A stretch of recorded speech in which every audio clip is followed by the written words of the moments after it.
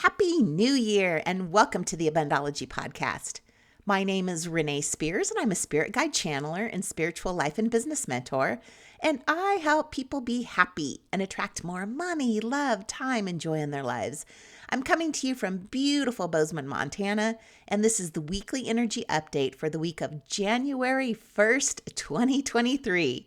Every Sunday, I talk about how the energy is going to be for the week ahead, and I also infuse the show with some positive vibes, so you get a little positive energy boost just for listening.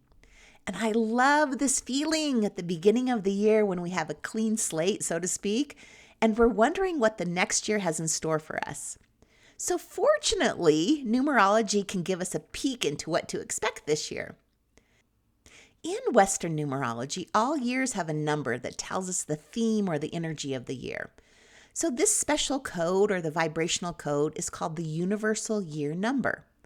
A universal year number tells us what areas of life will be important not only to us for the year, but also to all of humanity. Everyone on the planet experiences this energy.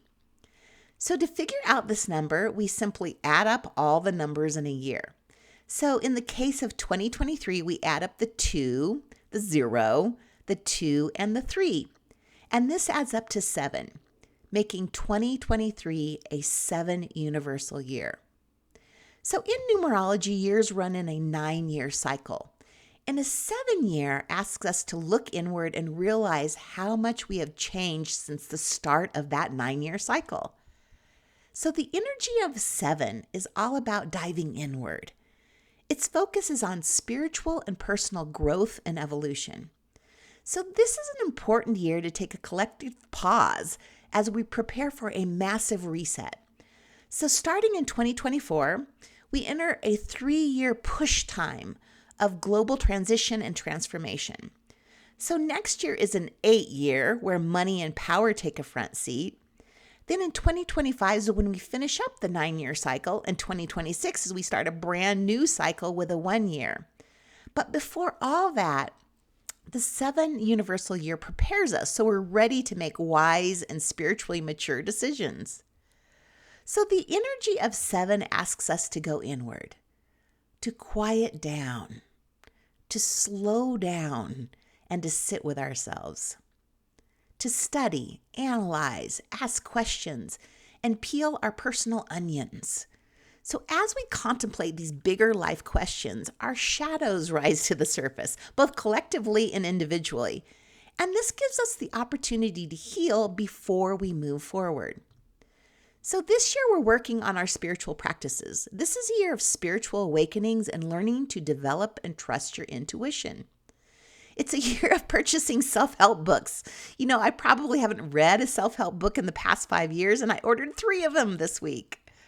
So to make the most of the 7-year, we want to slow down. The energy of 7 is slow, deep, soul-shifting, and it needs time for digestion and integration. We want to think of 2023 as a sabbatical or a retreat. And after giving so generously during 2022's 6th universal year, we may be entering this year feeling slightly fatigued and energetically spent, especially since both Mars and Mercury are retrograde for the next couple of weeks. So what I love about the energy of 7 is its uncanny sense of flow and serendipity. So this year we just want to go with the flow, to surrender to the unknown and embrace that which is out of our control. And this is a year for developing trust.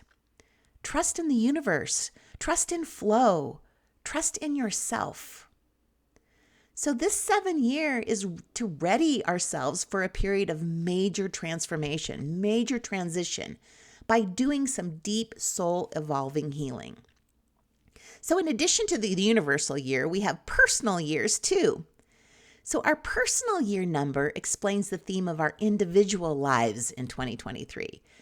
And you calculate your personal year by adding up your birth date, your birth month, and the universal year number, and then reducing them to a single digit between 1 and 9.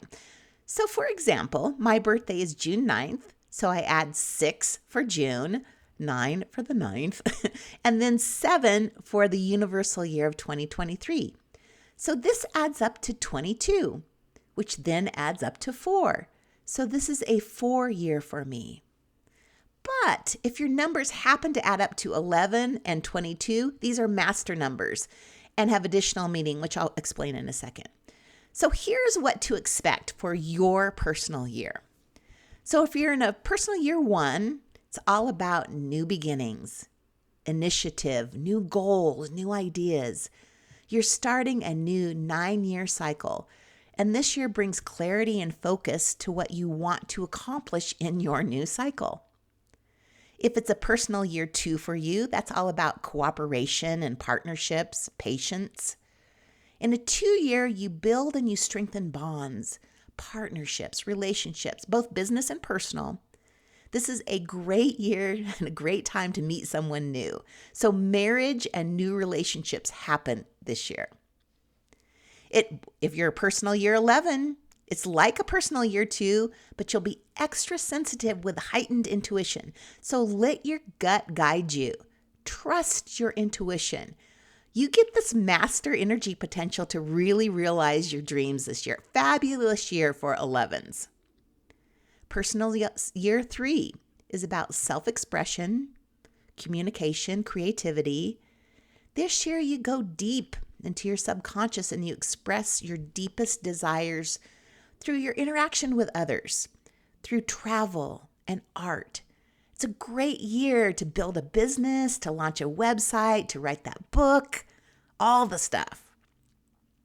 Personal year 4 is about organization, planning, details, focus. Focus, focus, focus. So we want to concentrate on work so that we can create stability, security, and a rock-solid foundation. It's all about efficiency. Also a great year to buy a home or office space. Personal year 22, this is like a personal year 4, but it's on a larger scale. It's a master builder year. I mean, the world is your oyster this year in a 22. And I'm having a 22 year, so yay. Personal year 5 is about change, freedom, flexibility, opportunities, adventure. So you want to embrace change and shake things up. Get a new job, new relationship, explore new ways of living, travel, and do things you have never done before. It's a time for transformation. Personal year 6 is about family, harmony, society, nurturing, marriage, and beauty. Personal year 6 is all about us and not just you. It's a year of harmony and balance. It's a great year for marriage and children and pets. You want to focus on your financial wealth and your overall well-being. Personal year 7, about rest, rejuvenation, alone time, spiritual discoveries. So same as the universal year 7, this is an internal year, and it urges you to rest and rejuvenate your mind and your body, to reassess your spiritual beliefs. Good year for reading books and spending time in nature. Personal year 8 is all about manifestation, resources, leadership, goals, and rewards. This is an action year. And it's interesting that people in an 8 action year are in a 7 universal year this year, which is a non-action year. Very interesting. You're in an action year and a non-action year. So that means your growth is going to be personal. It's personal growth, and it's huge, huge growth for you this year. And then finally, personal year 9, which is about endings, completion, release, universal love. So you've come full circle. You are exactly where you are meant to be. It's a year of completion and closure. Remember, whatever needs to move ahead with you in your next cycle of 9 years will be retained, and the people and things who have completed their journey will move on from your life this year. And of course, you can Google your personal year and get a lot more info than the 10 seconds that I spent on it.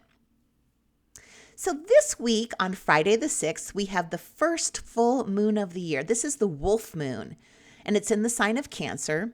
So this full moon is a good time to remind ourselves of what is important to us and what we truly care about. And it's a great time to bring more alignment into your life by figuring out what matters to you. Cancer full moons are the time to take a step back and ensure that our heads are in sync with our hearts. So having this full moon activated right in the middle of both Mars and Mercury retrograde could raise the tension a little bit. Both of these planets in retrograde can be a challenging combination where we feel stuck, we feel foggy, we feel confused, and it may be hard for us to move forward. You might feel that for every step forward, you're taking several steps back. And while this moon comes with fogginess and confusion, it's actually a wonderful time to go within, to reflect, and to reconnect with yourself. So, we're not off to starting this year with a bang. But when we get to the third week of January, it will be full speed ahead. So we want to enjoy this time while we have it. Even if it's a little uncomfortable and we want to get started, it's just not quite time yet. But I am looking forward to this year. A year of spiritual and personal growth is right up my alley. And it also corresponds with what the astrologer Deborah Norton said in our 2023 Astrology Forecast podcast.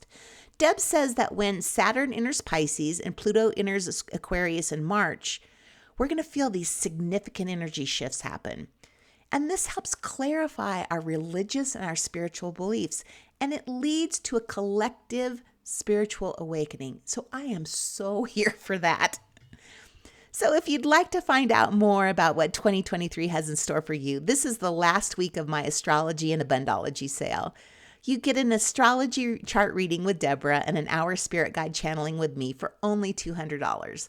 So this is the perfect way to start the new year, and I'll put a link in the show notes for that package, or just go to abundology.com. Also, I make a huge effort to keep my calendar open for appointments, but this is my busy time of year when everyone wants a reading for the new year. So I'm booked up a week or two out. Just wanted to reassure you that this is temporary and my schedule will open up more in a couple of weeks. So once again, Happy New Year. And as always, thank you for listening and passing this podcast on to a friend you think may find value in it. Have a fabulous week, and I will talk to you again next week.